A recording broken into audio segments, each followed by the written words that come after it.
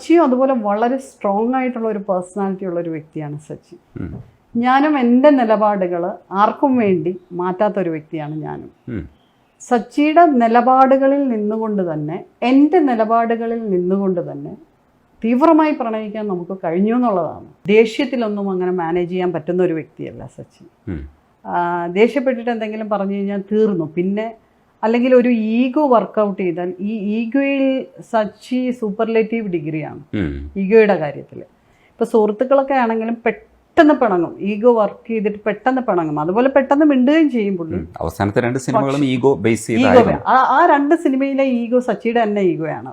എല്ലാ ക്യാരക്ടേഴ്സിന്റെ അയ്യപ്പനും സച്ചിയാണ്, കോശിയും സച്ചിയാണ്, super star ആയിട്ടുള്ള പൃഥ്വിരാജിന്റെ ക്യാരക്ടർ അതെല്ലാം സച്ചിയാണ്. സച്ചി ഈഗോ കൊണ്ട് ഒരിക്കലും സച്ചിയെ നമുക്ക് മാനേജ് ചെയ്യാൻ പറ്റില്ല.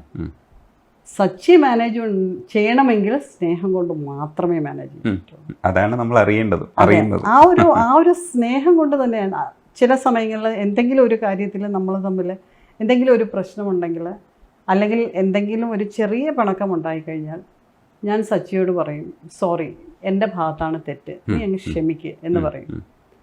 അപ്പോൾ സച്ചി ഭയങ്കര ഈഗോ ആയിട്ട് ഭയങ്കര ദേഷ്യത്തിലിരിക്കുകയായിരിക്കും. അപ്പോൾ കുറച്ച് കഴിയുമ്പോൾ സച്ചിക്കറിയാം അത് സച്ചിയുടെ തെറ്റാണെന്നറിയാം. അപ്പം പറയും, എനിക്കറിയാം ഞാനാ തെറ്റ് ചെയ്തത്, സോറി, എൻ്റെ ഭാഗത്താ തെറ്റ്. അപ്പം തന്നെ അങ്ങ് കോംപ്രമൈസ് ചെയ്യാണ്. പിന്നെ സത്യസന്ധതയും ഹ്യൂമാനിറ്റിയും, ഈ 2 സാധനവും സച്ചിയിൽ കൂടുതലാണ്. അപ്പം അതുകൊണ്ട് എന്നെ സംബന്ധിച്ചിടത്തോളം ഞാനൊരു വേർഡ് കമ്മിറ്റ് ചെയ്താൽ ആ വേർഡ് കീപ്പ് ചെയ്യാൻ വേണ്ടി എത്ര നഷ്ടമുണ്ടായാലും എൻ്റെ വാക്ക് ഞാൻ മാറ്റില്ല.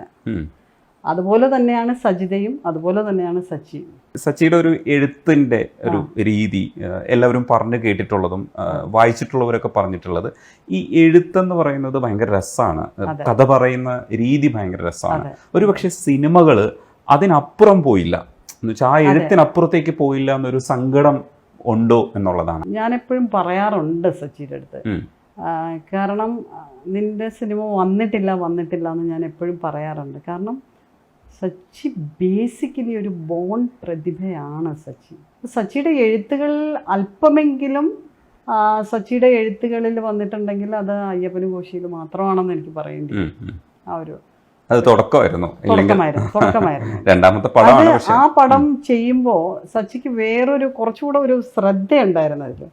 കാരണം സച്ചി എന്നോട് പറഞ്ഞ്, രഞ്ജിത്ത് ഏട്ടന് വേണ്ടിയാണല്ലോ ആ പടം ചെയ്തത്. അപ്പം പറഞ്ഞു, എടി അങ്ങനെ ഇങ്ങനെ എഴുതിയത് ശരിയാവത്തില്ല. കാരണം ഒരു പ്രതിഭ തെളിയിച്ച ഒരു